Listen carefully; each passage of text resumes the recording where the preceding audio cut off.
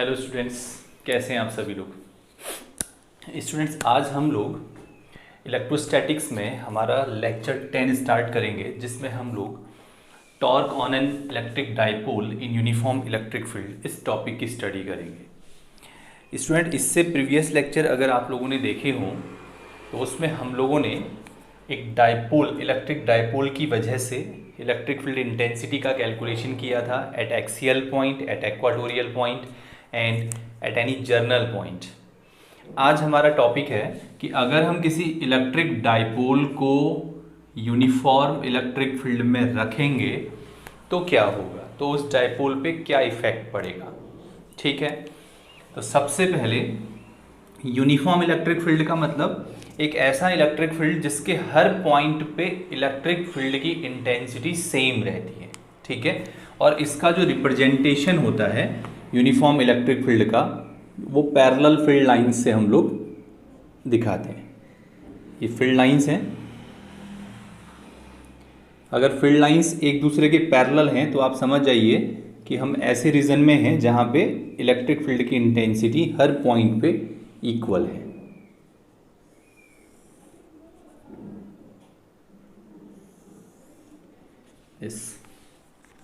तो ये हमारा इलेक्ट्रिक फील्ड है, यूनिफॉर्म इलेक्ट्रिक फील्ड है। डायरेक्शन इसका इधर है। ठीक है, और मैं आपको इलेक्ट्रिक फील्ड का डायरेक्शन, अगर मैं एरो इधर को दिखा रहा हूँ, इसका मतलब मैंने बोला था इलेक्ट्रिक फील्ड लाइंस जो होती हैं वो हमेशा प्लस से बाहर को निकलती हैं और माइनस की ओर को टर्मिनेट होती हैं। इसका मतलब एरो के हिसाब से ये प्लस होना चाहिए, ये माइनस होना चाहिए, ये प्लस होना चाहिए, ये माइनस होना चाहिए। तो इलेक्ट्रिक फील्ड लाइंस अगर इधर को हैं, इसका मतलब ये पॉजिटिव चार्जेस का रीजन है और यहाँ नेगेटिव कहीं है। ठीक है, अब हमको क्या करना है स्टूडेंट, हमने ये कैसा इलेक्ट्रिक फील्ड है, यूनिफॉर्म। यूनिफॉर्म मतलब इसके यहाँ पे अगर इलेक्ट्रिक फील्ड की इंटेंसिटी 10 है तो यहाँ भी 10 है, यहाँ भी 10 है, यहाँ भी 10 है, यहाँ भी 10 है। हर जगह इलेक्ट्रिक फील्ड की इंटेंसिटी इसमें सेम रहेगी। ठीक है, अब हम इस यूनिफॉर्म इलेक्ट्रिक फील्ड में एक इलेक्ट्रिक डाइपोल को रखेंगे। तो अगर आप इस इलेक्ट्रिक फील्ड में एक यूनिफॉर्म एक इलेक्ट्रिक डाइपोल को रखेंगे, आप किसी भी तरीके से रख सकते हैं। तो हमने एक इलेक्ट्रिक डाइपोल रख दिया। अब बात आती है सर इलेक्ट्रिक डाइपोल क्या होता है, तो हम इसकी स्टडी पिछले लेक्चर्स में कर चुके हैं। इलेक्ट्रिक डाइपोल एक ऐसा सिस्टम होता है जिसके पास दो चार्जेस होते हैं, दोनों चार्जेस मैग्नीट्यूड में सेम होते हैं but they are opposite in sign, opposite in nature. तो हमने क्या किया, ये हमारा डाइपोल है, इस डाइपोल को रख दिया इलेक्ट्रिक फील्ड में, यूनिफॉर्म इलेक्ट्रिक फील्ड में। अब इलेक्ट्रिक फील्ड के बारे में हल्का सा सोचो आप लोग। इलेक्ट्रिक फील्ड में अगर मैं किसी चार्ज को रखूंगा, कहीं पे इलेक्ट्रिक फील्ड है, अगर वहां मैं किसी चार्ज पार्टिकल को रखूंगा तो क्या होगा, वो फोर्स एक्सपीरियंस करेगा। राइट, तो अब इलेक्ट्रिक फील्ड में क्या रखा है, टॉप इलेक्ट्रिक फील्ड में हमने क्या रखा है, इलेक्ट्रिक डाइपोल। अब इलेक्ट्रिक डाइपोल रखा है तो इलेक्ट्रिक डाइपोल के पास कितने चार्जेस होते हैं, दो चार्जेस होते हैं, ये और ये। इसको कहाँ रखा, फील्ड में। और जब भी आप किसी चार्ज को इलेक्ट्रिक फील्ड में रखोगे तो वो फोर्स एक्सपीरियंस करता है। जब भी आप किसी चार्ज को इलेक्ट्रिक फील्ड में रखोगे तो वो इलेक्ट्रिक फोर्स एक्सपीरियंस करता है। इसका मतलब ये भी फोर्स को एक्सपीरियंस करेगा। डन। अब ये किधर एक्सपीरियंस करेगा, भैया देखो ये प्लस का है, यहां प्लस है, प्लस क्या करेगा, इस प्लस को रिपेल करेगा, माइनस क्या करेगा, इस प्लस को अट्रैक्ट करेगा। राइट, फाइनली मैं ये कह सकता हूं कि ये जो पॉजिटिव चार्ज है इस पे जो फोर्स लगेगा ड्यू टू दिस फील्ड, उस फोर्स की डायरेक्शन ये होगी, दिस इज द फोर्स। इसको आप F1 नेम ले सकते हो, force on plus Q charge. Direction समझ में आ रहा है, प्लस वाला प्लस वाले को रिपेल कर रहा है, माइनस वाला प्लस वाले को अट्रैक्ट कर रहा है, दोनों का डायरेक्शन सेम है। Okay, this charge is negative. ठीक है, नेगेटिव को पॉजिटिव क्या करेगा, अट्रैक्ट करेगा। तो नेगेटिव वाले पे जो फोर्स लगेगा वो इस डायरेक्शन में लगेगा एंड हम इस फोर्स का नाम F2 रख लेते हैं।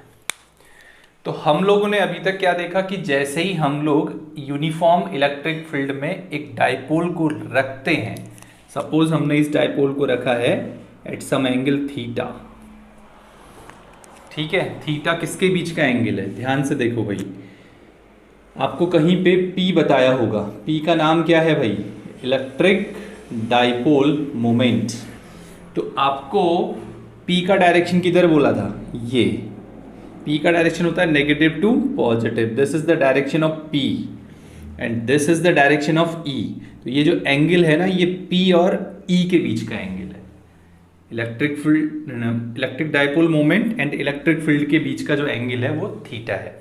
ठीक है, तो हमने क्या देखा, जैसे ही इस डाइपोल को यूनिफॉर्म इलेक्ट्रिक फील्ड में रखा, इसके दोनों चार्जेस ने फोर्स को एक्सपीरियंस किया, इसने इधर एक्सपीरियंस किया, इसने इधर एक्सपीरियंस किया।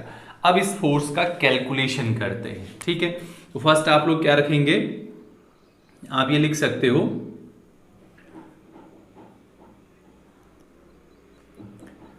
Suppose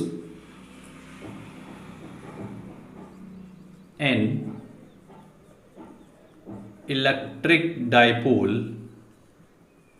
is placed in an uniform electric field, ठीक है, at an angle theta, at an angle theta with the field, with the electric field। तो हमने क्या किया, an electric dipole is placed in an uniform electric field at an angle theta with the electric field। तो electric field के साथ theta angle बनाते हुए हमने एक डायपोल को रखा है। तो अगर मैं ऐसा लिखता हूं, देखिए ध्यान से, force on the charges of the dipole, on the charges of dipole. तो इस डाइपोल के जो चार्जेस हैं, इन पे जो फोर्स लगेगा, वो फोर्स कितना होगा, कैसे कैलकुलेट करेंगे, F1। इस वाले पे जो फोर्स लग रहा है उसका नाम हमने F1 रखा है। तो भाई F1 कितना होगा, सबसे बड़ी कमी हम लोगों के पास हमारी क्या होती है कि हम लोग आगे को बढ़ते हैं और पीछे की चीज़ों को निकालते चले जाते हैं। तो मैं आपको बताऊं स्टूडेंट, आप लोग देखो, यहाँ पे इस पॉइंट पे इलेक्ट्रिक फील्ड कितना है, E है, डन। इस पॉइंट पे हमने एक चार्ज Q रख दिया। अगर Q चार्ज को E इलेक्ट्रिक फील्ड में आप रखोगे तो वो कितना फोर्स एक्सपीरियंस करेगा, Q इंटू E। ऐसा हमने इलेक्ट्रिक फील्ड की जब डेफिनेशन पढ़ी है तो वहां पे पढ़ा है। आप देखिएगा, Q क्या है, टेस्ट चार्ज। टेस्ट चार्ज किसको कहते हैं, जो फोर्स एक्सपीरियंस करता है। तो Q टेस्ट चार्ज है और इलेक्ट्रिक फील्ड की वैल्यू यहाँ पे E है, तो ये फोर्स एक्सपीरियंस करेगा Q इंटू E। तो जो positive Q charge force experience करेगा वो Q इंटू E, राइट। और ये किधर होगा, इसकी डायरेक्शन किधर होगी, अलोंग E।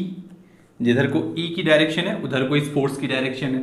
अब आप बताइए, जो डायपोल का नेगेटिव चार्ज है माइनस Q, ये कितना फोर्स एक्सपीरियंस करेगा, दिस इज फिर से QE, क्योंकि इस पे चार्ज कितना है Q और यहाँ इलेक्ट्रिक फील्ड कितना है, सेम, क्योंकि हमारा इलेक्ट्रिक फील्ड यूनिफॉर्म है। जितना इलेक्ट्रिक फील्ड इस पॉइंट पे है सेम उतना ही इस पॉइंट पे है।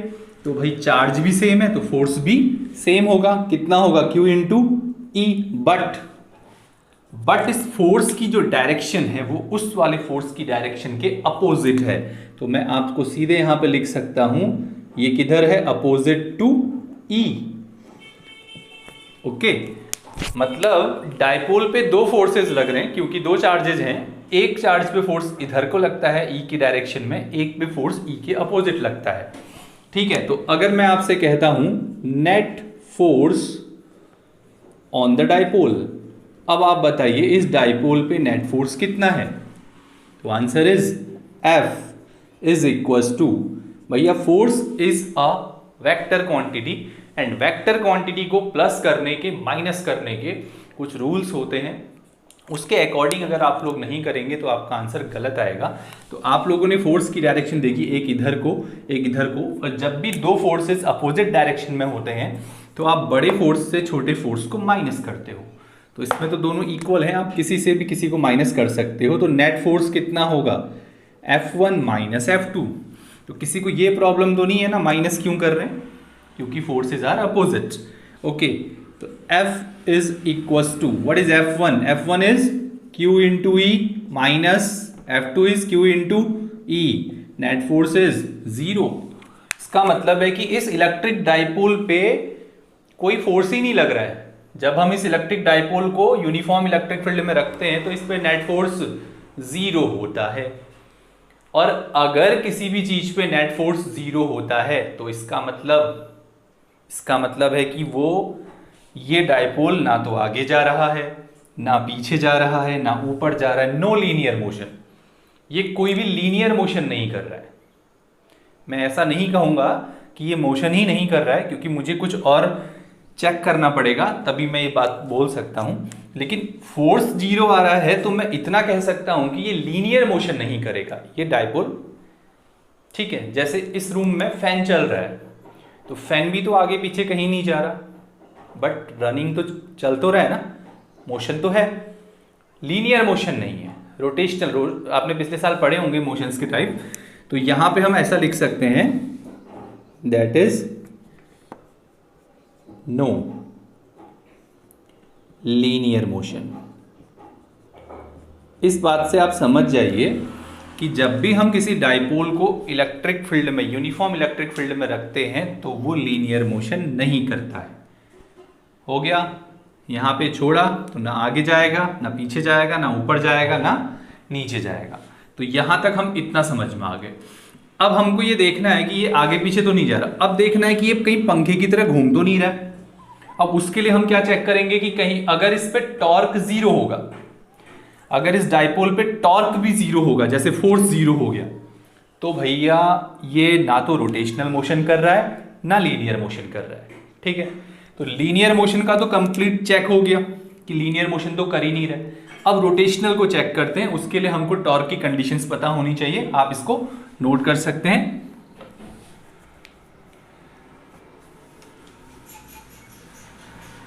अब बात करते हैं कि क्या टॉर्क एक्ट करेगा। भैया देखो, टॉर्क की कंडीशन, फर्स्ट ईयर को ध्यान दो, रोटेशनल मोशन हमारा टॉपिक है फर्स्ट ईयर का। वो कहता है कि अगर किसी बॉडी पे दो फोर्सेस वर्क कर रहे हैं, दो फोर्सेस वर्क करते हैं और दोनों एक दूसरे के अपोजिट भी होते हैं, ये दोनों भी अपोजिट है, इक्वल भी होते हैं, ये दोनों भी इक्वल हैं, and they are act at different points, दोनों अलग अलग पॉइंट पे एक्ट करते हैं। तो आप ध्यान से देखिए, ये जो F1 वाला फोर्स है ये इस पॉइंट पे लग रहा है, और जो F2 वाला फोर्स है वो तो उस पॉइंट पे नहीं लग रहा। F2 वाला फोर्स का पॉइंट अलग है, ये है F2 वाले फोर्स का पॉइंट। ध्यान से देखिए, F1 इस पॉइंट पे एक्ट कर रहा है, F2 इस पॉइंट पे एक्ट कर रहा है। तो दोनों फोर्सेस अलग अलग पॉइंट पे एक्ट कर रहे हैं, दोनों फोर्सेस एक दूसरे के अपोजिट हैं, दोनों फोर्सेस एक दूसरे के इक्वल हैं, equal, opposite and act at different point. अगर ऐसे फोर्सेस होते हैं तो दे क्रिएट टॉर्क, तो वे टॉर्क क्रिएट करते हैं। ठीक है, अब आप लोगों ने अगर टॉर्क को सही से पढ़ा है पिछली क्लास में, तो आप लोग यहां पे लिख सकते हो F1 and F2 are opposite, equal and act at different points।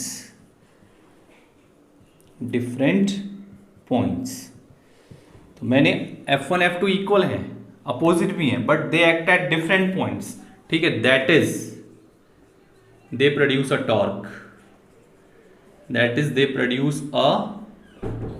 Torque, torque को आप लोग और क्या कहते थे? Couple of force.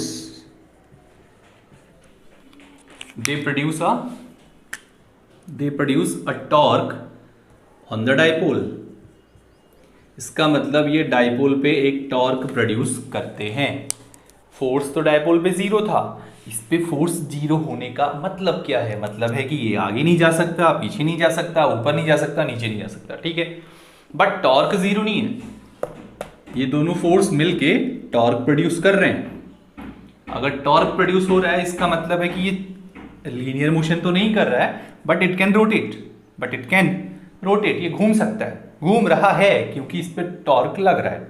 ओके, तो इतना तो हो गया। They produce a torque on the dipole, ठीक है। एंड अब उस टॉर्क, मैग्नीट्यूड ऑफ टॉर्क, अगर उस टॉर्क का मैं मैग्नीट्यूड निकालता हूं तो आप ये बताइए इस टॉर्क का मैग्नीट्यूड कितना होगा। तो उसके लिए आपको टॉर्क के बारे में सोचना पड़ेगा। Torque is also vector quantity. Torque के बारे में सोचोगे तो क्या टॉर्क का मैग्नीट्यूड कैसे निकालते हैं, ठीक है, वन फोर्स, ठीक है, इसका हमारा magnitude of one force, right, into perpendicular distance between the forces. अब बहुत सारे बच्चे ये सोच रहे होंगे कि कहाँ से अपनी मर्जी से कुछ भी लिख दे रहे हैं, तो ऐसा नहीं है स्टूडेंट। आप लोग देखिए, मैं कुछ भी आपको एक्स्ट्रा बहुत ज़्यादा नहीं, आपने जो पढ़ा है, टाउ आपने पढ़ा होगा, दो फोर्सेस मिलकर टॉर्क बनाते हैं, उनमें से किसी एक का मैग्नीट्यूड लेना है और दोनों फोर्सेस की जो परपेंडिकुलर डिस्टेंस है, परपेंडिकुलर डिस्टेंस क्या होगी, एक फोर्स का डायरेक्शन ये है, एक का डायरेक्शन ये है, तो दोनों का जो परपेंडिकुलर डिस्टेंस होगा वो डिस्टेंस आपका ये हो जाएगा।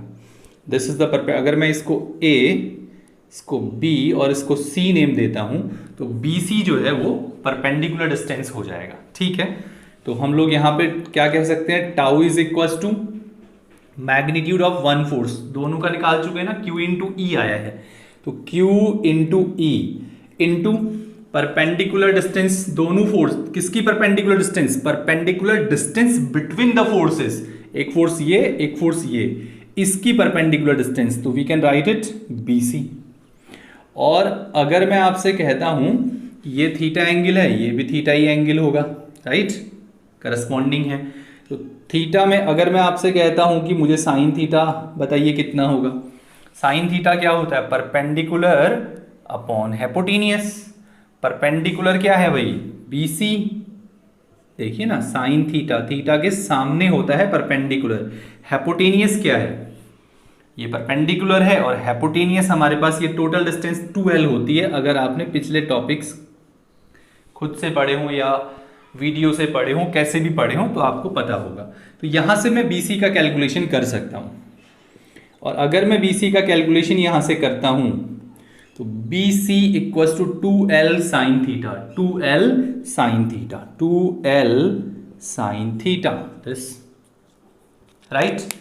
Now tau is equals to what, भैया देखो 2QL, 2QL, देखो 2QL into E sine theta, this, and last tau is equals to 2QL is what, 2QL को हम लोग क्या कहते हैं, इलेक्ट्रिक डाइपोल मोमेंट, तो ये हो गया PE साइन थीटा। ये हमारा टॉर्क है, दिस इज द टॉर्क। जब इसको वेक्टर फॉर्म में लिखेंगे तो इसमें हम लोग एरो अप्लाई करेंगे, ठीक है। Tau equals to PE sine theta हो गया। अगर आप इसको वेक्टर फॉर्म में लिखना चाहते हैं तो वेक्टर फॉर्म आप लोगों को पता होगा, आप इसको लिख सकते हो tau is equals to P vector cross E vector, ठीक है।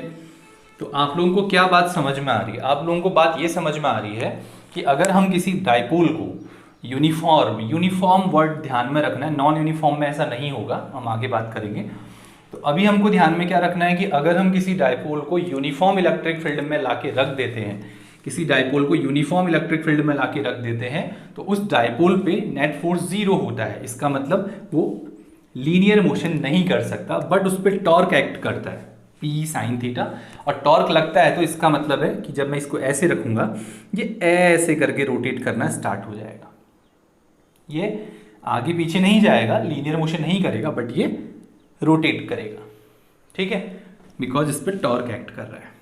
ये हमारा होता है, this is the torque on an electric dipole in uniform electric field, ठीक है। अब इसकी कुछ स्पेशल कंडीशंस हैं, इस टॉर्क में कुछ हम लोग कंडीशंस अप्लाई करेंगे। तो इसकी अगर आप कंडीशंस की बात करेंगे तो इसको नोट कर लीजिएगा। फर्स्ट,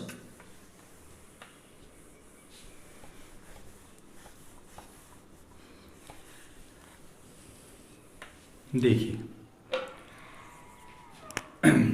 अगर मैं यहां पे ऐसा लिख दूं, स्पेशल केसेस ऑफ टॉर्क, अगर इस टॉर्क के मैं स्पेशल केसेस आपको बताऊं तो इसके स्पेशल केसेस में सबसे पहले आपको ये पता है टॉर्क का मैग्नीट्यूड अभी आया था tau is equals to P E sine theta.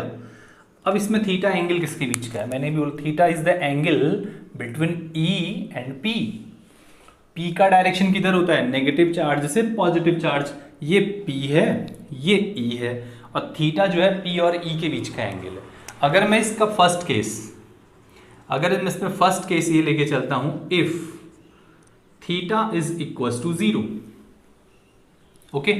अगर मैं कहता हूं थीटा हमारा 0 है, सपोज थीटा अगर 0 है, इसका मतलब क्या हो सकता है? P and E are parallel.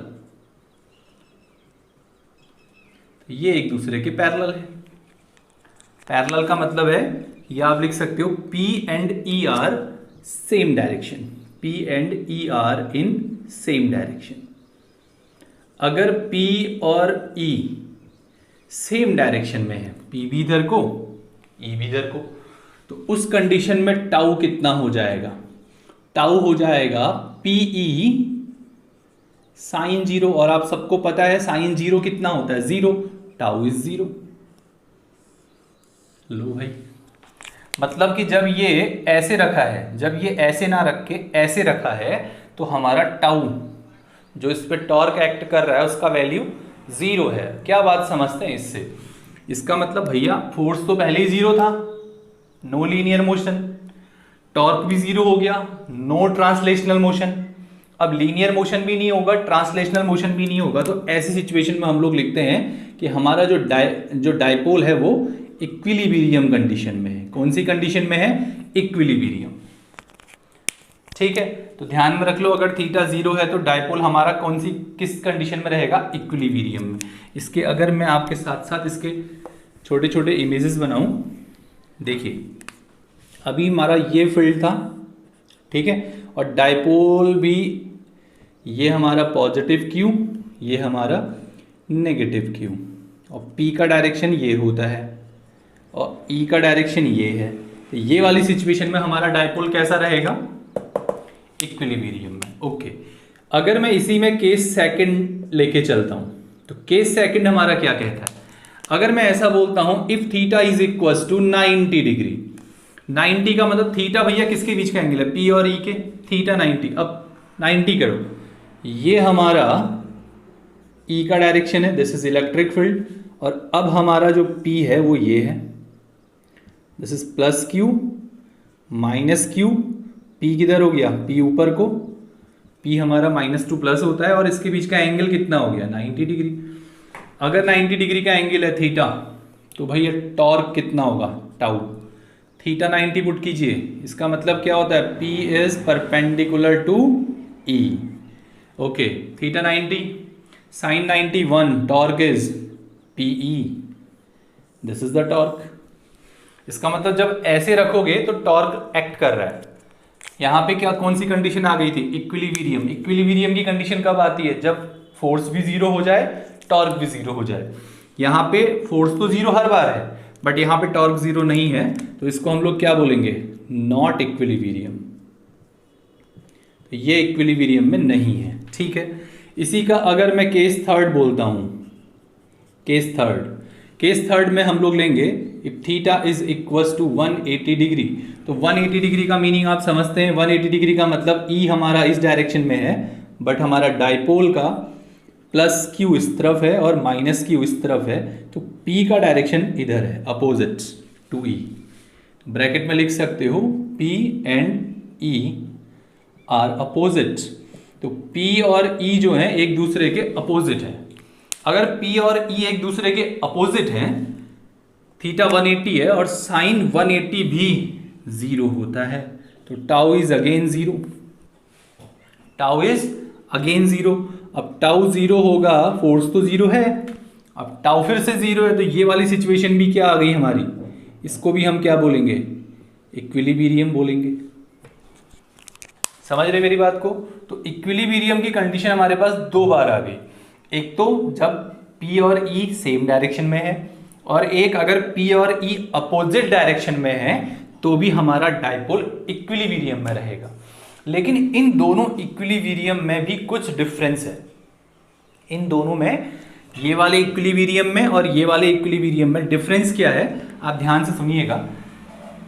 अगर स्टूडेंट में ये जो था, ये फर्स्ट वाला केस है, इसमें अगर मैं इसको हल्का सा रोटेट कर देता हूँ, मान लीजिए ये हमारा डायपोल रखा हुआ है, इस डायपोल को मैंने हल्का सा रोटेट किया, ऐसे घुमा दिया।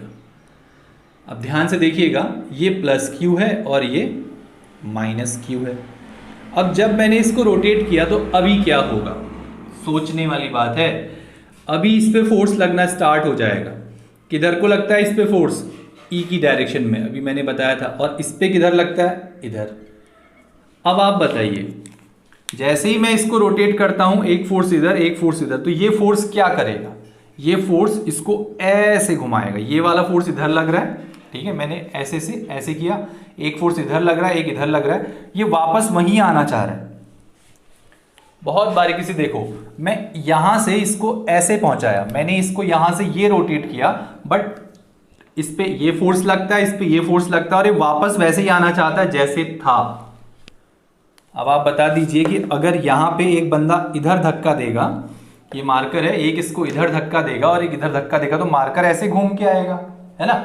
तो ये वाला डायपोल ऐसे आना चाहता है जहां था, मतलब डायपोल को ये वाली कंडीशन अच्छी लग रही है, इसको आप वापस घुमाने की कोशिश करोगे तो ये वापस उसी में आ जाएगा। तो ऐसा वाला जो इक्विलिब्रियम होता है उसको हम लोग बोलते हैं स्टेबल इक्विलिब्रियम। समझ रहे हो, स्टेबल इक्विलिब्रियम किसको बोलेंगे, जब P और E सेम डायरेक्शन में होंगे, या कह सकते हैं कि P और E के बीच का एंगल 0 डिग्री होगा। ठीक है, इसका मतलब आप यहां से अगर इसको रोटेट करने की कोशिश करोगे तो ये वापस वहीं जाने की कोशिश करेगा। बट यहां ध्यान दो, अब मैं इसको भी रोटेट करता हूं, अब मैं इसको हल्का रोटेट करता हूं। अगर मैंने इसको रोटेट किया 10, अब ये प्लस क्यू हो गया, ये माइनस क्यू हो गया। अब आप ध्यान से देखिए, प्लस क्यू पे फोर्स किधर लगता है, ई की डायरेक्शन में, और माइनस क्यू पे फोर्स किधर लगता है, ई की अपोजिट डायरेक्शन में।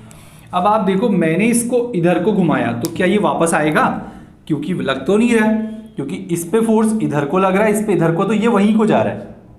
मैंने इसको जहां रोटेट किया ये उसी डायरेक्शन में घूमने लग गया, मतलब ये वापस नहीं आना चाह रहा। जबकि यहां क्या था, मैं इसको ये रोटेट करता हूं, मैंने इसको रोटेट किया इस डायरेक्शन में और ये वापस इधर आ रहा है। देखिए, तो इसका मतलब है कि इसको वही अच्छा लग रहा है, समझ रहे हो। इसको मैंने ये रोटेट यहां छोड़ा, वापस वहीं आ रहा है, यहां छोड़ा वापस वहीं आ रहा है। तो अगर ये सिचुएशन बनती है तो उसको कहते हैं स्टेबल इक्विलिब्रियम। अगर सिचुएशन ऐसी बनती है कि आपने इसको रोटेट किया बट ये वापस नहीं आ रहा है, जहां को आपने रोटेट किया वहीं को चला जा रहा है, तो ऐसे वाला जो इक्विलिब्रियम होता है उसको अनस्टेबल इक्विलिब्रियम कहते हैं। तो कई बार मैंने पेपर में देखा है स्टेबल इक्विलिब्रियम की कंडीशन और अनस्टेबल इक्विलिब्रियम की कंडीशन पूछी जाती है, तो आप ध्यान में रखिएगा। अनस्टेबल की कंडीशन क्या है, थीटा 180 होना चाहिए, या कह सकते हैं P और E का एक दूसरे के अपोजिट होने चाहिए, ठीक है। और स्टेबल इक्विलिब्रियम ये होता है। तो these are the special cases. आप चाहें तो हमने 0 का किया, 90 का किया, 180 का किया, 270, 360 आप लोग कर सकते हैं, ठीक है। इसके बाद हम इसके इलेक्ट्रोस्टैटिक्स में एक दो टॉपिक हमारे और रह गए हैं। हालांकि इलेक्ट्रोस्टैटिक्स में सेकंड हम लोग जब गॉस पढ़ेंगे तो लंबा चौड़ा टॉपिक है अभी, तो उसके बाद फिनिश हो जाएगा। आप लोग सपोर्ट कीजिए, सब्सक्राइब कीजिए, लाइक कीजिए, कमेंट्स कीजिए। Thank you so much.